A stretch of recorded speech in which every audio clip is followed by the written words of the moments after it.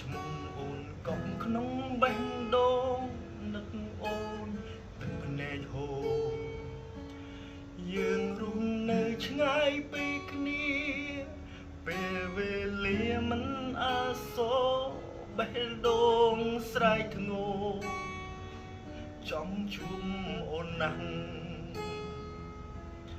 ពេលឯកាស្រ័យសួរបង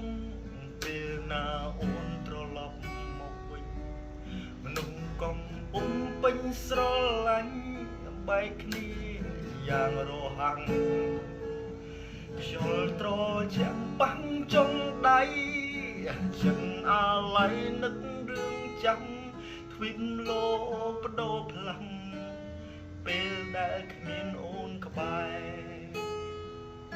យ៉ាងណាកុំបង